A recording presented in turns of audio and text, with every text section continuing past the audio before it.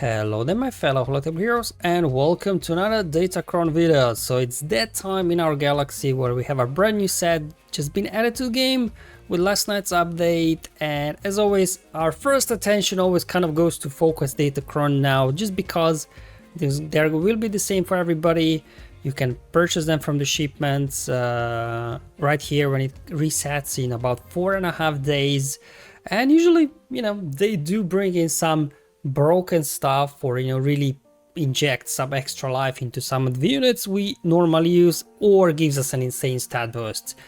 So the way you can see them right now in the game, you have to go to, where is it, event for kicks, yeah, and just go on rewards, scroll all the way down, click on kicks Datacron, and then info.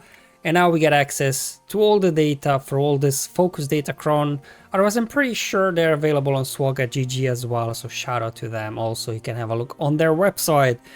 So let's, I guess, go through them and just then in the end discuss like which ones, are worth it, which ones are not, what I think should be priority. Now, the first one is kicks. This one is gonna be very hard to gauge for me, at least, because we don't really have like a full picture yet of what pirates are about, how they work, so very difficult, but it doesn't even matter because you can't farm this Datacron. You can only get it obviously through the marquee event for kicks. So if you will be getting that, pretty sure it's gonna do some stuff. If for the rest of us, it's really irrelevant. But at least luckily no crazy stats on this one. Extra potency, 60% health, okay, fine. Some tenacity, defense. There's all these like mechanics that they have with profit, stealing buffs, this and that, but again, especially kicks not being yet in the game, it's very difficult to understand how this will all translate into the performance in Grand Arena, territory wars, and so on. So let's actually start by going through the Datacrons that you and I and most of us will actually be able to get them, well, unless you obviously have using currency for something else. Alright, so we got a Wamp. I think it's kind of a similar like we used to have for Wampa, but maybe just juiced up a little bit. Let's go and have a look. So looks like this will be only going up to level 9. Huh. Level 9, level 15. Okay, so looks like 2 of them will be level 9s and 2 of them will be level 15. Or maybe there will only be stat boosts beyond level 9. We'll have to wait and see. If they go only up to level 9, that will be less costly to us. So we'll have to wait and see. Anyways, Wampa, level 3. Whenever Wampa uses an ability, they deal more damage equal to half of their tenacity. And obviously Wampa we do having kind of modded for tenacity already, and then it's got stacking tenacity, so very quickly Wampa will be doing 100% more damage. Now 100% more damage is not like 100% offense, it's actually double the damage, so it has a much bigger impact than 100% offense or 100% armor penetration would have. So just giving Wampa, extra oomph. On level 6, whenever an enemy is inflicted with a debuff, Wampa gains 5% offense stacking. So Wampa is inflicting damage over times constantly, so more damage for Wampa, I guess. And level 9, if there are no other active allies at the start, so obviously Wampa needs to be solo, then his Omicron will also be active in territory wars. So you will also be able to use Wampa to solo stuff, not just in Grand Arena, in territory wars as well. On top of it, gaining extra defense, health, and protection, and will be immune to daze and stun. And whenever attacks out of turn, he ignores protection. So it's almost kind of like a replacement, I guess, for the Seed Crown that we currently have, that you can just go in and solo a bunch of stuff like counterattacking, doing damage. Probably will get quite a lot of use in 3v3, in 5v5, especially in Kyber 1, where you hardly see like bad teams on defense these days. Will Wampa be able to actually take something down? What are the weakest team I'm facing these days in Grand Arena? Trench? Grievous with their crowns?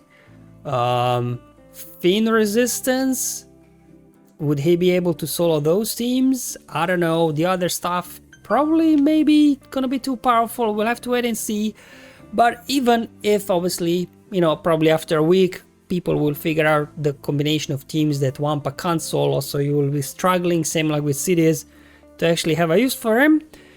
If that happens, which I'm assuming it will, at least check out the stats on this Kron. 100% offense, 100% critical damage, and 150% armor penetration. So these stats will benefit obviously pretty much any team that you have. So if Wampa gets benched, the stats from these Datacrons will be very powerful for those teams that require a lot of damage. So very cool to see the stats.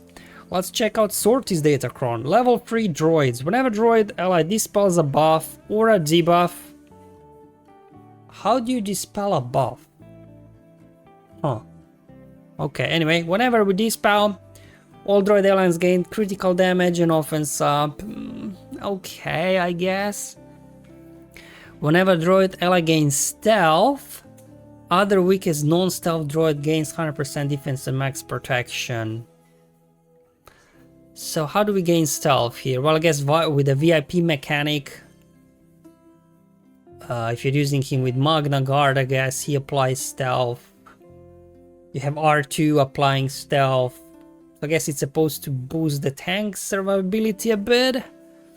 And then level 6, whenever T3 critically hits, it gains damage immunity, which can't be copied. 25% turn meter, blinds any enemy for 1 turn.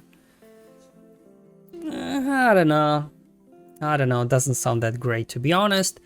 And level 9, while Sorty is active, at the start of Sorty's turn, apply... Oh, that's the annoying one where Sorty keeps reapplying spare parts to the droid allies. I think we had this level 9 before and it was okay, but nothing like too crazy. So, I mean, you know, coming from Kyber 1, where I'm at, I'm not sure this will have a whole lot of utility. Maybe there'll be some sort of a niche crazy comp, you know, community will come up with, but looking at this is like, where's the damage? Like usually Sorty's teams rely, you know, they're like damage, they just maybe stall and time out, but I don't know. And then looking at the stats, critical avoidance, defense, potency, I don't know, this almost feels like an Dr. Afrakron, right? You put B2 in there, he's dispelling buffs on his AoE, giving you extra damage and offense up to, you know, your droid allies. And you get extra potency, which obviously Afra kind of uses to boost the damage. So to me, this almost seems like an Afrakron. I don't know, we'll have to wait and see. So probably not going to be high on the list. Definitely Wampa, at least for now, seems better. Darth Vader is getting a Kron. When I saw this, I was very excited, but unfortunately it's not that one where he can just take infinite bonus turns and stuff, right? And reducing his cooldowns. This one actually turns Darth Vader into Imperial Trooper if he's in the leading slot, but it has so many conditions that I'm not sure, similar like Sorty, like will it have practical use, at least, you know, in Kyber 1. Alright, anyway, let's check it out. Level 3, Snow Trooper. Whenever an ally takes a bonus turn, which obviously Darth Vader, when he's merciless, you know, he will take like, what, 5-6 bonus turns for every merciless massacre. Everybody cover health and protection, and Snow Trooper gains 20% offense stacking. Okay. Level 6, Stark. At the start of the battle, if Darth Vader, so there's the condition, Darth Vader needs to be in the slot, then he will gain the Imperial Trooper tag for the rest of the battle. Now, that's good, but it's bad because then you can't use Veers in the leading slot, and that's usually, you know, troopers really go ham with their Terminator train. Stark will gain defense, health, just makes Stark more durable, but essentially it gives Vader an Imperial Trooper tag. Level 9, General Virus. Whenever enemies inflicted damage over time, Ruthless Assault gains 2% bonus damage and allies recover 5% turn meter. How do you recover turn meter? Is that different than gain, or is it just a wrong word? I don't know. Admiral Piet. Whenever Piet deals damage to an enemy, remove 25% turn meter. Okay. At the start of the battle, there are so many conditions, this one. At the start of the battle, if the only active allies are Darth Vader, Piet, Stark, Veers or Snowtroopers. So basically in 5v5 you need these, and then in 3v3 I guess any combination of these guys. So if you put anybody else not on that list, level 15 gets disabled. So I don't know, very limited. And there we go, Darth Vader can't be defeated. So as long as these guys are alive, he cannot be defeated. It's almost like Zombie, right? While Zombie has Night Sister allies, she cannot be defeated. Or she is defeated, but she revives. So it's, I guess, not completely like Zombie. But yeah, Vader, that's nice, I guess. Vader will survive. And whenever an ally is defeated, Darth Vader dispels debuffs on himself, resets cooldowns, and takes a bonus turn. So you go in with these guys, Vader can't be defeated, but as soon as one of his allies gets, you know, taken out, which probably it will quickly, you don't have tanks with the teams that normally you see in Grand Arena on defense, Vader will take a bonus turn and then he can go, you know, do his thing, which is great, but bad for banners. So maybe this will be a defensive team. Potentially, maybe can snipe some banners. I almost feel like this will be annoying to deal maybe on defense. On offense, I just feel like it's gonna be terrible banners. Could be wrong. Stats: 100% 50 defense, average. 140% critical damage. That's nice, but nothing too crazy. 60% potency. So the stats on these ones are kind of okay-ish. But yeah, level 15. Gonna get disabled if you try to use him elsewhere. I guess I don't know. Level 3 could have some plug and play. Lord Vader, Snowtrooper, Maul, Darth Vader, lots of bonus turns. Snowtroopers is getting a bunch of stacking offense. I don't know. There is maybe some room for plugging and playing this one. It's an okay one, doesn't look like too crazy, I don't know. Rebel Officer Leia Organa. Level 3. If there is no allied galactic legend, whenever a light side allies use an ability, all other buffed allies assist. So let's just forget about the whole rebels, let's just think about the level 3 light side teams we have normally. Queen Amidala, right? It's a light side team, we pretty much constantly have buffs. That could be useful there. What else we use from light side? Mandalorians with Bo-Katan could be useful there. Non-Galactic Legend light side teams that we actually use. Gungans, now imagine Gungans constantly assisting, right? They're also constantly got buffs. Heck, you could even use, like, you know, Seer Malachus, you got Seer Kal there, Fulcrum, and then you get Malachus assisting, Starkiller assisting, you know, or even in a Pulp Mara Starkiller lineup, we do have 2 light side always in there, so imagine Starkiller, Pulp assisting, Mara assisting. So definitely a bit of a plug and play in this one, similar like with the Jawa one with the bonus turn meter, so that's actually quite a, I think it's gonna be quite a good versatile level 3 to have. Whereas the rest of the levels on this one are a bit like, whenever Rebel attacks out of turn, they dispel debuffs on themselves. I don't know, like if you use it with Leia, you kind of negate the good part about it, which is level 3. So CLS, do we get to use CLS much these days? Could use with Mothma maybe, their attacks out of turn, but Mothma cleanses anyways, so level 6, level 9 Hoth Rebel Soldier. Let's just not even waste time reading this, you know. It's Hoth Rebel Soldier, it's not gonna do a whole lot. Captain Han, whenever ally is defeated, Captain Han takes a bonus turn. And then he can revive them. But we got so many teams that prevent revives. I don't know. He's not even cleansing himself, so if he's stunned, right, he'll skip a turn. Leia, whenever another ally uses an ability, Leia assists, dealing 50% more damage. Okay. The question is, where will the damage come from on this team? That's the problem, right? I mean, we do get a little bit of armor penetration, but just looking at the stats on this one, 100% crit avoidance, 100% health, 100% defense. Is everybody thinking what I'm thinking, that this will just become Raycron at some point with that much health and defense? So the stats are actually quite useful on this one. Level 3 as well. Everything else, I don't know, will get much use. At least that's what I think at the moment. So, alright, so I don't know.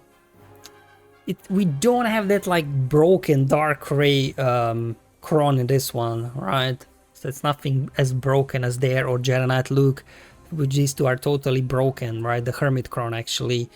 This one is a bit, you know, a little bit chilled.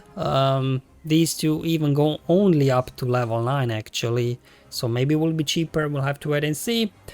So in terms of priority, difficult to say really. I guess Wampa should be #1 priority. Maybe not so much for the Wampa himself, because again, I'm pretty sure people after week 1 will more or less build defenses that, at least in Kyber 1, where Wampa will struggle. But these stats on this Cron, I think, are very good. Lots of boost to damage across the board. So this, I think, should be #1. The #2, I'm kind of between Vader and Leia, because Leia's got crazy stats. Very cool level 3. But Darth Vader just sounds a lot of fun that, you know, it's got potential to do some broken stuff. But using it on offense, just think about what you have on defense these days. Probably gonna lose a trooper, then Vader will take a turn and start doing his thing, but that's bad banners. So I think maybe just gonna be something we chuck on defense and hope for the best. So maybe Darth Vader will be #2. Leia, #3. And then Sortie. Sortie could be a skip potentially. The stats are not that great. I don't know. But again, you know, it's gonna be annoying with Sortie constant. There is some cheese potential with constant revives and things like that, right? So maybe Sortie #4. That's what I'm thinking. So just to summarize, Wampa, I think, priority #1. I mean, it's Wampa, right? Do we need more reasons? Really amazing stats. Darth Vader too, because it sounds like it's gonna be fun. There we should be able to hopefully do some fun stuff. Leia's one's got as well very good stats, like 100% health, 100% defense. Like put this on any like array or I don't know. Actually, on any team, even Darkseid, like anybody that benefits from extra health and defense is gonna be huge. Imagine Darth Bane with 100% health, guys. The amount of damage he will do, which is gonna be insane. So this one, yeah, and then finally Sortie. So overall, like 3 fun Datacrons, one of them meh. But definitely not as broken as, you know, the set we got this time. Alright guys, so that's all for this video. Hopefully it was useful and helpful, just kind of going through these Datacrons and, you know, what they will do and what I think should the priority be, at least for me. Personally, I'll be doing obviously separate video for all the other Datacrons from this set, because I don't want to make this like video an hour long. So I'll see you there, but until then, have fun, enjoy your life, and may the RNG be with you, my friends.